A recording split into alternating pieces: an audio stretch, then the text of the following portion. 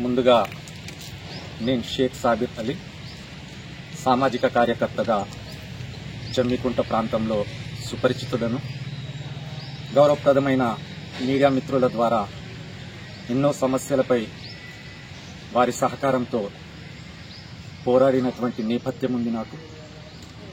ఈరోజు కూడా జమ్మికుంటకు సంబంధించి కోరపల్లిలో గల ఎస్ఆర్కే డైరీ ఆ యాజమాన్యానికి మరియు అందులో గతంలో విధులు నిర్వహించినటువంటి వారికి సంబంధించినటువంటి అంశం విషయం లోపల జర్రంశెట్టి కృష్ణారావు గారు, గోవింద రెడ్డి గారు, మధు గారు తో పాటు డైరీ చైర్మన్ బండారు మారుతి గారికి సంబంధించినటువంటి వివాదం లోపల జర్రంశెట్టి కృష్ణారావు గారు నన్ను మధ్యవర్తిత్వం వహించడానికి నన్ను ఆశ్రయించినప్పుడు నేను ఇట్టి విషయమై గౌరవ సిఐ గారి దగ్గరికి పోవడం జరిగింది.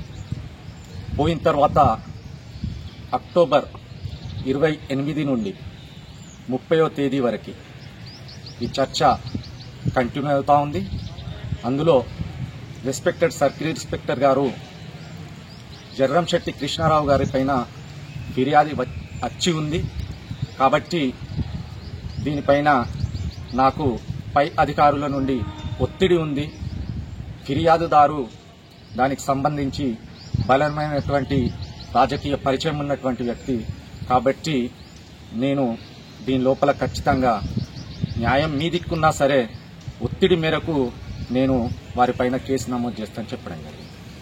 దాని తర్వాత నేను సార్ ఇందుకు సంబంధించి సివిల్ వ్యవహారము ఏదైనా ఉంటే వారు కోర్టు లోపల పరిష్కరించుకోగలుగుతారు, మీరు వెసులుబాటు కల్పించండి అన్నప్పుడు ఆయన గారు 3 లక్షల రూపాయల లంచాన్ని ఇవ్వమని చెప్పి అడగడం.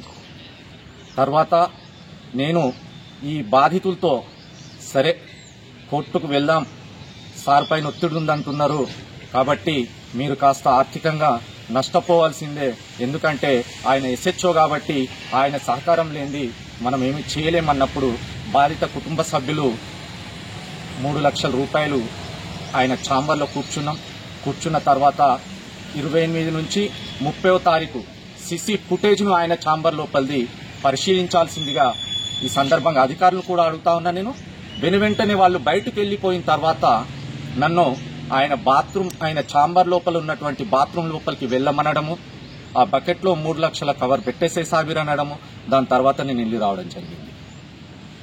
తద్వారా ఇట్టి విషయం లోపల మరలా బాధితుడిపైనే గౌరవ సిఐ గారు ఒక atrocity case, baseless case file చేయడం జరిగింది.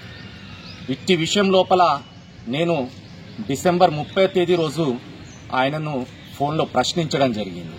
నేను సూటిగా అడిగినాను, ఏమని సార్ 3 లక్షల రూపాయలు మీరు లంచం తీసుకుని బాధితుడిపైనే కేసెట్లా నమోదు చేస్తారు అంటే ఆయన తడబడ్డారు. తడబడ్డ తర్వాత నేను అన్నాను, నేను మీ బాత్రూంలోకి వచ్చి నేను మీ దగ్గర 3 లక్షల రూపాయల లంచం మీ బకెట్లో పెట్టిన బాత్రూమ్ బకెట్లో ఆ ఫుటేజీలు తీయండి, మీరంతా చూసినారు, నా జేబుకున్న స్పై కెమెరాను గమనించలేకపోయారు అని చెప్పి నేను ఆయనతో వాగ్వాదం చేసిన. అంటే సాబీర్ నేను నిన్ను టాయిలెట్ లోపలికి పొమ్మనడం తప్ప అంటే నేను అన్నాను, ఒక ప్రైవేట్ వ్యక్తి మీ బాత్రూంలోకి ఎట్లొస్తాడు, బయట ఉన్నాయి కదా పబ్లిక్ టాయిలెట్స్, దానితో పాటు రెండొక విషయం కూడా నేను అడిగినాను, సార్ మీరు నన్ను నమ్మడం మీరు చేసిన తప్పు అన్నాను. అంటే ఆయన ఏమంటారంటే సాబీర్ నేను నిన్ను నమ్మడం తప్ప నేను చేసింది చెప్పు, ఇట్లయితే ఎట్లా సాబీర్ అని చెప్పి ఆయన రిక్వెస్ట్ చేయడం జరిగింది. ఆ ఆడియో మీ దగ్గర ఉంది. అయితే ఈ సంఘటన జరిగిన రోజు సాయంకాలము సుమారు 7 గంటల ప్రాంతం లోపల 6:30-7 గంటల ప్రాంతం లోపల డిసెంబర్ 30వ తారీఖు నేను నా ఇంటికి లెఫ్ట్ అయ్యే క్రమం లోపల నా చేతిలో నాతో పాటు మారిపల్లి రాజు అనే మిత్రుడు ఇద్దరం నడిచిపోతా ఉంటే 2 ప్రైవేట్ వ్యక్తులు పల్సర్ పైన వచ్చి అదే రోజు నా మొబైల్ లాక్కపోవడం జరిగింది వాళ్ళు.